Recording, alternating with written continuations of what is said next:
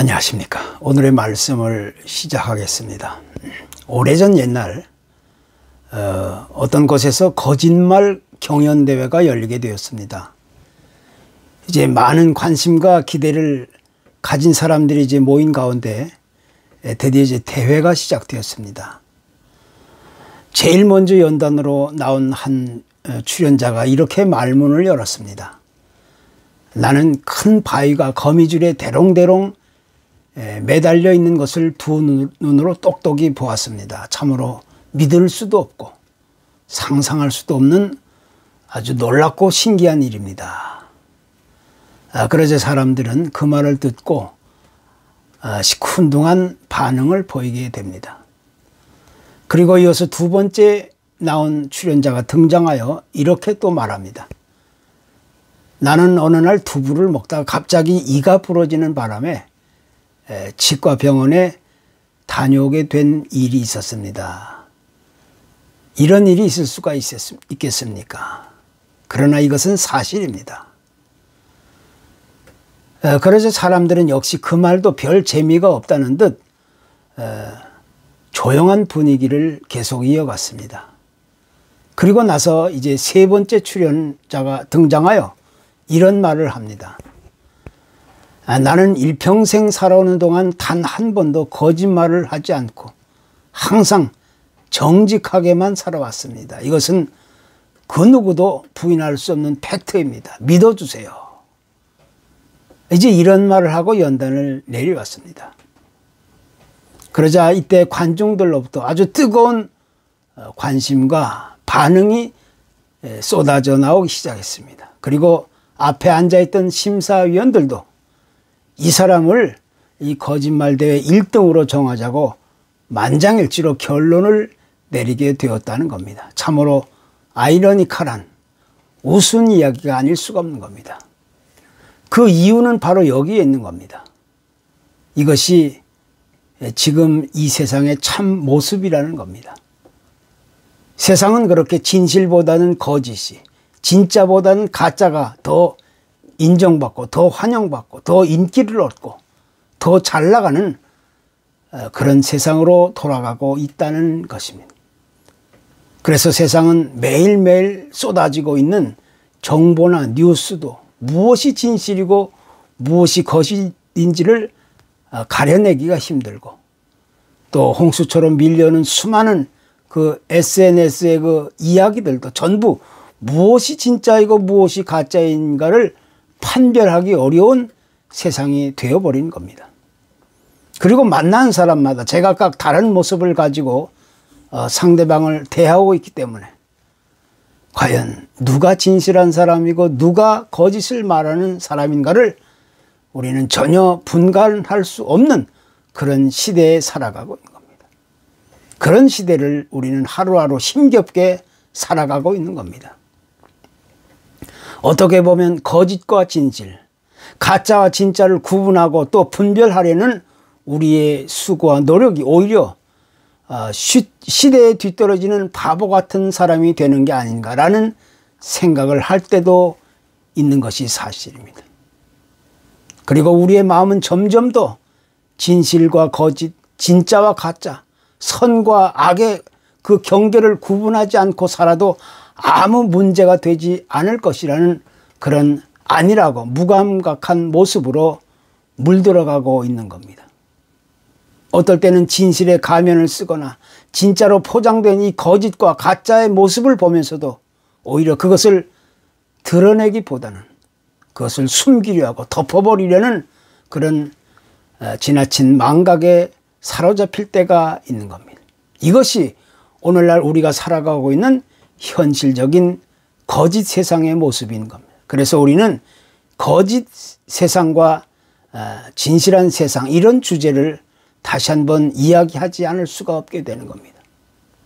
이 거짓과 진실이라는 단어를 사전적인 의미로 이야기해 본다면 거짓은 사실과 어긋난 것, 사실이 아닌 것을 사실처럼 꾸미고 바르지 못한 것, 가식과 가짜, 속임수 등을 이야기할 수 있습니다. 반면에 진실이라는 것은 거짓과 가짜, 올바르지 못한 가식이나 위선, 속임수 등의 그 반대어라고 우리는 생각할 수가 있는 겁니다. 고인이 된 이어령 교수가 쓴 마지막 수업이라는 책에서 진실의 반대는 거짓이 아니라 망각이다, 이렇게 이야기합니다. 망각이라는 것은 어떤 사실을 덮어버리고 잊어버리고 묻어버리고 은폐하려는 마음가짐인데 그것이 곧 거짓이라는 겁니다. 바로 여기서 사람들은 상대방을 속이게 되고 사기를 치고 거짓으로 포장하고 위장하고 위선적인 행동이나 선전과 선동으로 이제 나오게 되는 겁니다. 이런 것들을 가리켜서 성경은 분명하게 악이라고 규정하고 있는 겁니다. 유대인들의 속담에 이런 말이 있습니다. 믿음은 선의의 거짓이 아닌 사실에 근거해야 된다. 다시 말하면 사실에 근거하지 않는 믿음이란 저주받아 마땅한 것이라고 이야기하는 겁니다. 구약의 아담과 이브의 후예인 가인이 자기 동생 아벨을 죽이는 그런 끔찍한 살인을 저지르게 되었습니다. 이때 하나님이 가인에게 묻습니다. 내 동생 아벨이 어디 있느냐? 그러자 가인은 뻔뻔스럽고 태연하게 아무 일 없었다는 듯 이렇게 대답합니다. 제가 아벨을 지키는 사람입니까? 이게 바로 우리 인간의 모습이라는 겁니다. 미국의 한 정신 분석학자 조기 서반이라는 사람은 이런 것을 가리켜 우리 인간에게 있어서 제2의 천성이다 말합니다. 그래서 우리 인간은 서로 잘 아는 사람끼리 10여 분간 이상을 대화로 나누다 보면 평균적으로 나도 모르게 두세 차례 거짓말을 토하게 된다는 겁니다. 그러니까 우리는 일상생활 속에서도 무의식 중에 남에게 거짓말을 하며 살아가고 있는 그런 태도, 즉 거짓의 그 뿌리가 우리 속에 존재한다는 사실을 이야기해 주고 있는 겁니다. 어린아이가 이제 말을 하게 되면서부터 아주 특이한, 어떨 때는 부모가 깜짝 놀랄 만한 그런 말을 할 때가 있습니다. 그것은 누가 시키거나 가르쳐 주지 않았는데도 이 어린아이들은 벌써부터 거짓말을 기가 막히게 잘 한다는 겁니다. 참으로 놀랄 만한 일이 아닐 수가 없는 겁니다. 바로 거기서부터 우리 인간의 타락한 본성이 여지없이 드러나고 있다는 사실을 우리는 부인할 수 없는 겁니다. 마태복음 10장, 13장에 보면 그 유명한 씨 뿌리는 자의 비유가 나옵니다. 거기서 가장 핵심적인 내용은 좋은 밭에 뿌려진 씨가 있었고 또 나쁜 땅에 뿌려진 씨가 있었습니다. 그런데 중요한 사실은 사람들이 잘 때 원수가 와서 그 좋은 밭에 가라지 씨를 덧뿌리고 갔었습니다. 이런 사실을 아는 사람은 아무도 없는 겁니다. 참으로 기가 막힐 일이 발생한 겁니다. 그런데 어느 날 일꾼들은 이런 사실을 전혀 모른 채 밖에 나가서 자세히 밭을 살펴보니까 이상한 가라지, 이 잡초들이 여기저기서 싹이 나고 있는 것입니다. 참으로 화가 날 그런 일이었습니다. 그래서 일꾼들은 부랴부랴 주인에게 보고하기를 우리가 좋은 씨를 밭에 뿌렸는데 이상한 그 가라지 잡초들이 무성하게 나왔습니다. 도대체 이게 어떻게 된 일입니까? 호소합니다. 그러자 주인은 이미 다 알고 있었다는 듯 이렇게 말합니다.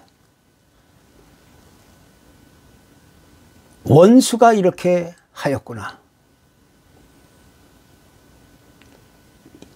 일꾼들은 더 화가 나서 그러면 지금 당장 이 잡초들을 뽑아 버리겠습니다. 이렇게 대답합니다. 그렇지만 주인은 다시 대답합니다. 가만두어라. 그 잡초를 뽑다가 곡식까지 뽑을까 염려된다. 그러나 둘 다 추수할 때까지만 함께 자라게 내버려 두었다.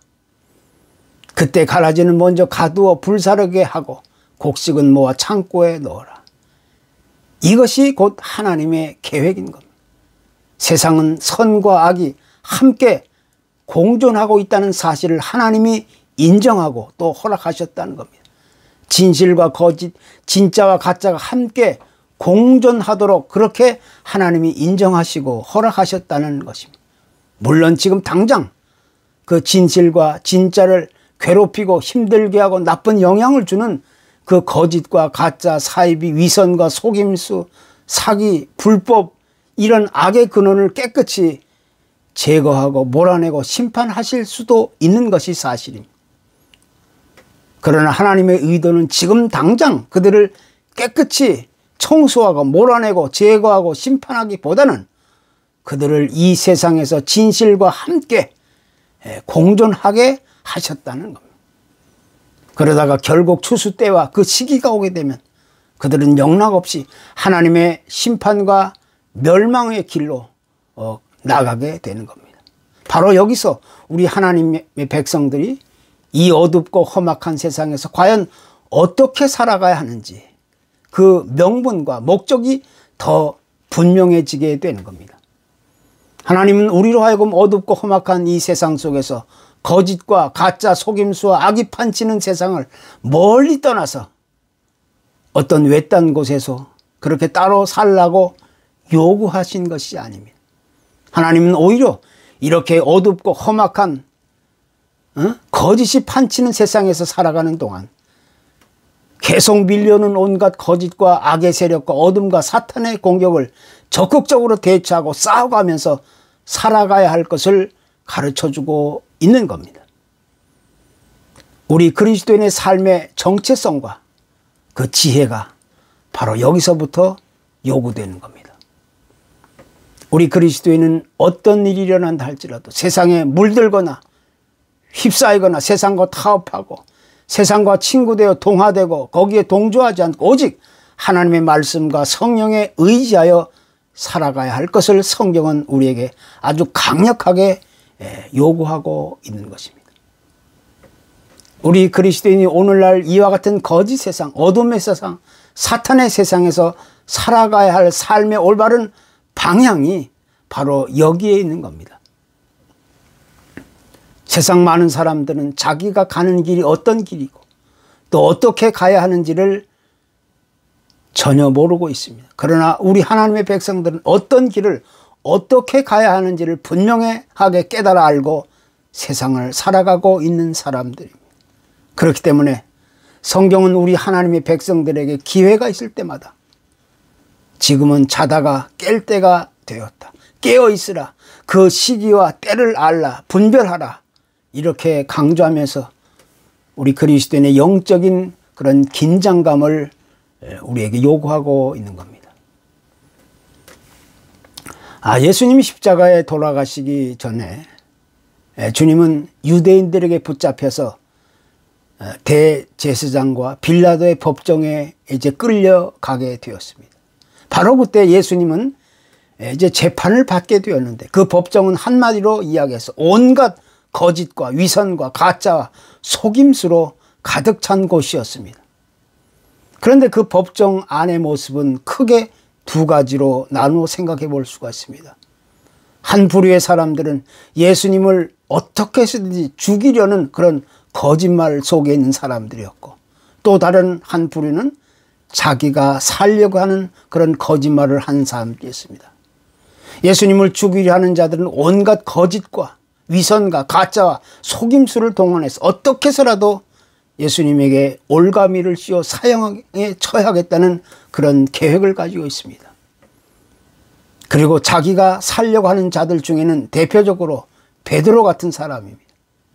그는 예수님의 수제자로서 많은 사람들에 의해서 자신이 이제 누구인지를 알려지게 되었지만 그는 끝내 자신이 예수님의 제자라는 사실을 숨기고 거짓말을 하면서 부인하면서 자기 목숨을 지키기에만 아주 급급해했던 겁니다.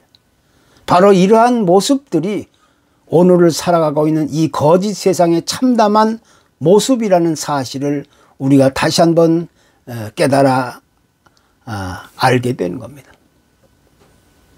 이 세상의 현실은 참으로 너무나 어둡고 캄캄한 암흑의 세상이기 때문에 무엇이 거짓이고 무엇이 진실인지, 무엇이 가짜이고 무엇이 진짜인지를 쉽게 판단하고 구별하고 분별하기가 아주 굉장히 어려운 그런 세상입니다.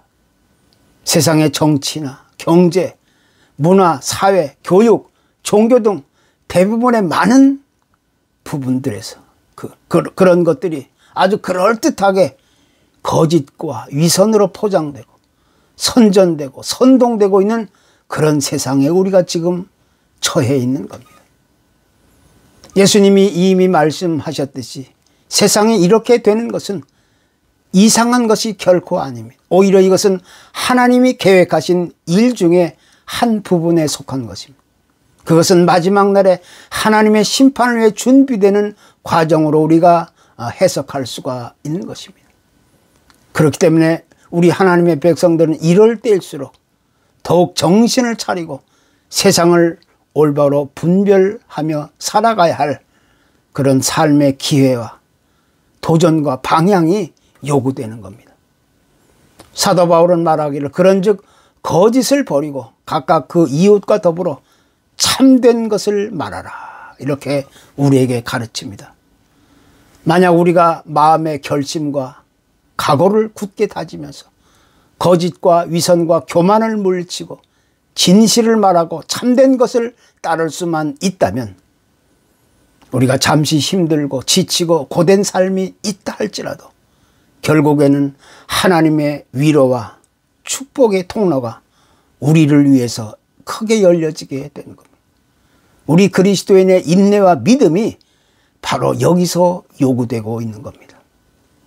예수 그리스도는 언제나 진리이기 때문에 우리는 언제라도 그 진리 편에 서서 진리를 따르고 진리를 외치고 또 진리를 수호할 수 있는 그 진리의 사람이 되어야 할 줄로 믿는 것입니다. 감사합니다.